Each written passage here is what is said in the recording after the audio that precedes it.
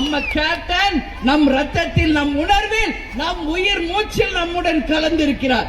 ஒவ்வொரு நாளும் நமக்கு துணை நின்று நம்மளை தலைவர் அவர்கள் வழி நடத்தி கொண்டிருக்கிறார். உறுதியா நம்புங்க. செயற்குழு பொதுக்குழுல நீங்க தலைவரை பார்த்ததுதான் கடைசி. அன்னைக்கு அவரால் முடியலன்னாலும் எந்திரிச்சு என் கையை உயர்த்தி இனிமே இந்த கட்சியை நீ உன் கையில் ஒப்படைக்கிறேன் என்று சொன்னாரே தலைவர் அவர்கள். தலைவர் இருந்த வரைக்கும் நான் உங்க அண்ணி, இவ்வளோ பெரிய பொறுப்பு கடமையை தலைவர் என் கையில கொடுத்துட்டு போயிருக்கிறார். உங்க அண்ணி இனிமேல் உங்கள் அன்னை, உங்கள் தாய். இங்க இருக்கிற ஒவ்வொருத்தருக்கும் நியாயத்தையும் தர்மத்தையும் நிச்சயமாக ஒரு தாயாக இருந்து உங்களுக்கு செய்வேன் என்பதை உறுதியாக நான் சொல்றேன். இன்னைக்கு விஜய பிரபாகர் சொல்றப்போ சொன்னார், இன்னைக்கு ஆண்கள் கோலோச்சிய இந்த அரசியலில் ஒரே ஒரு பெண் தலைவராக எங்கள் தாயார் உங்கள் அண்ணியார் இருக்கிறார். அந்த வெற்றிக்கு காரணம் அவருடைய உழைப்பு. நான் சொல்றேன், என்னுடைய இந்த இடத்துக்கு நான் வந்து உங்க பொதுச் செயலாளர் நிக்கிறதுக்கு காரணம் என் அன்பு தொண்டர்களாகிய நீங்கள் தான். நீங்கள் தான், வேற யாருமே கிடையாது. நீங்க தான் ஒவ்வொரு வெற்றிக்கும் காரணம் என் அன்பு தொண்டர்களாகிய நீங்க தான் காரணம். இவ்வளவு பெரிய ஒரு மாநாடு நம்ம நடத்தணுமே கடலூர்ல, யோசிங்களா?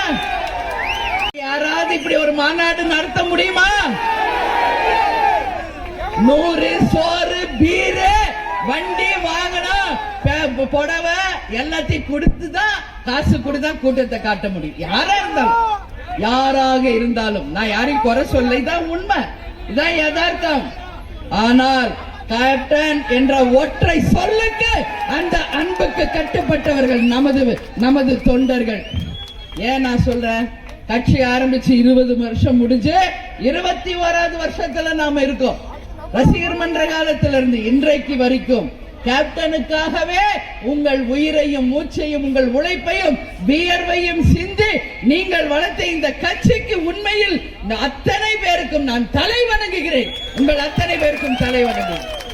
கட்டி இருக்கீங்களே இந்த பேனரு கொடி, நான் வழி நடுக்க பார்த்துக்கிட்டு வரேன், லைட்டு எல்லாம் யாருடைய உழைப்பு? உங்கள் வியர்வையில் சிந்தி நீங்கள் சம்பாதித்த அந்த உணர்வில் நீங்க கட்டினதுதான். அதான் சொல்ற, இதுக்கு ஈடு இணை எதுவுமே இல்ல. உண்மை, இதுதான் உண்மை. கேப்டன் அப்பப்ப என்று சொல்வார், நான் கொடுத்து வச்சவன் என்ன ஏங்க, எனக்கு கிடைச்ச தொண்டர்கள் தான் என் வாழ்க்கையில நான் செய்த பாக்கியம்.